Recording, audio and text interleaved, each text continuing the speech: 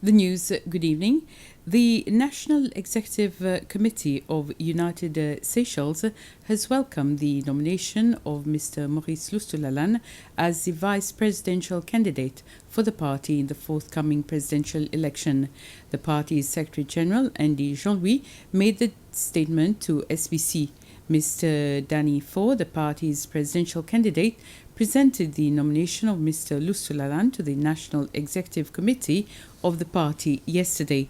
Mr. Jean-Louis says the committee understood Mr. Ford's explanation for his decision. The party will meet in an extraordinary Congress next month to approve the nomination. A man suffering from dengue fever claims he was kept in quarantine with COVID-19 patients despite twice testing negative.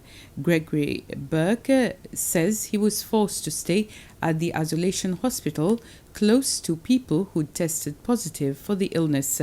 Medical officials say an investigation has begun into what went wrong and concerns about cleanliness.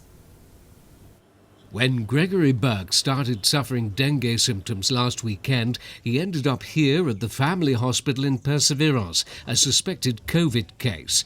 But despite testing negative for coronavirus twice, he was forced to share a room at close quarters with another suspected COVID patient. So he walked in coughing, and he walked within 30 centimeters of my bed as he walked in, 30, 40 centimeters. And then every time he went to the bathroom, the same thing, he'd have to pass right by my bed. And when the nurses moved from one of you to the other, what sanitizing measures were they taking? I saw no evidence of them sanitizing their hands when they moved between me and him, no.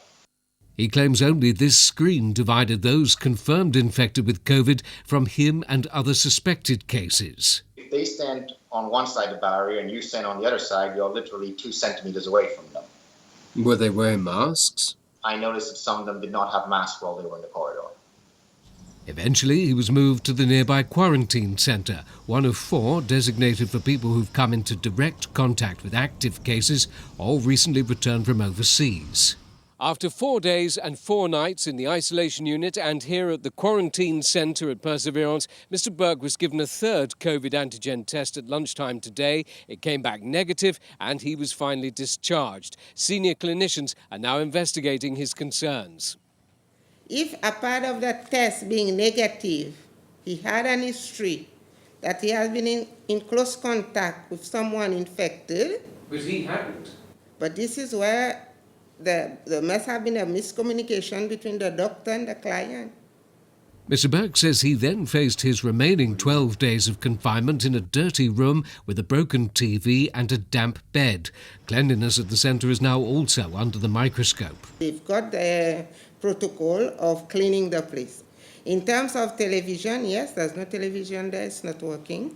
I will have to have a meeting with all the staff there, from the doctors to the cleaners, to see if they are abiding to the procedure, and then talk to the nurse in charge overall to make sure that they have a sort of a checklist.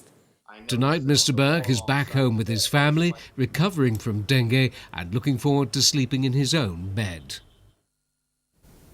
Foreign workers who have been made redundant or have been laid off must have a gainful occupation permit as long as they remain in the country.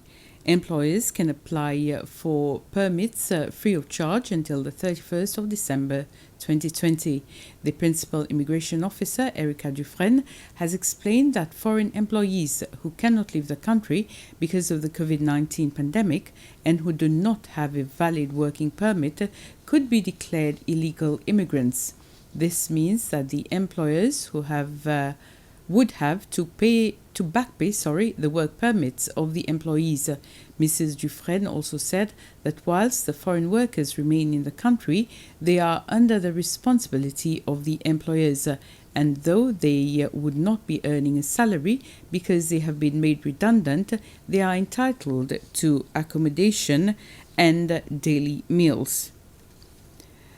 20-year-old Amy Shangpeng-Tiv emerged as the outstanding student of the Seychelles Institute of Art and Design, SIAD, for 2019. Amy was amongst 50 past students of SIAD who graduated this morning. Besides the President's Cup and other rewards, Amy also qualifies for a government scholarship.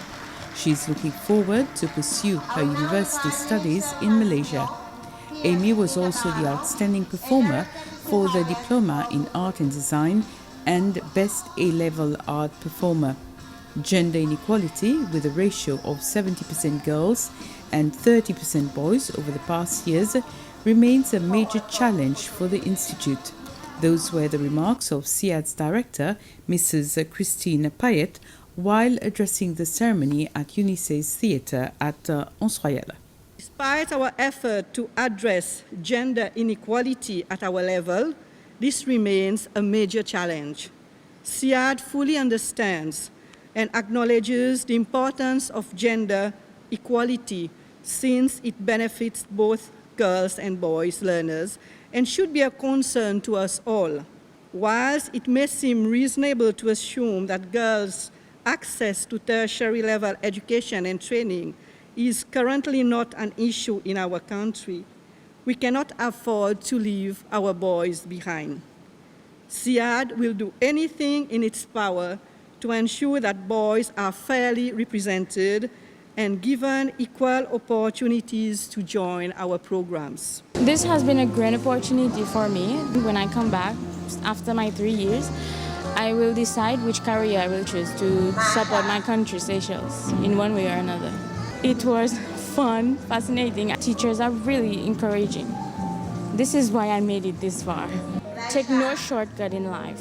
If you want something, vision it and make it. A Sri Lankan fishing boat suspected of conducting illegal fishing in Seychelles' exclusive zone has been apprehended by the patrol ship Topaz.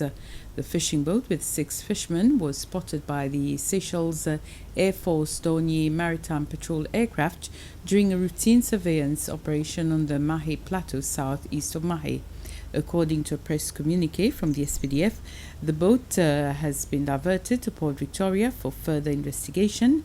Because of the current COVID-19 pandemic, no boarding operations were conducted on the boat. The boat will be declared by local public health authority as per the established protocols before Seychelles Fishing Authority inspectors and the police will proceed on board for further inspections. This is the 4th illegal fishing vessel intercepted by Seychelles Coast Guard this year. The last one was intercepted in April. And with this, we end this news summary. Thank you for watching. Have a pleasant evening.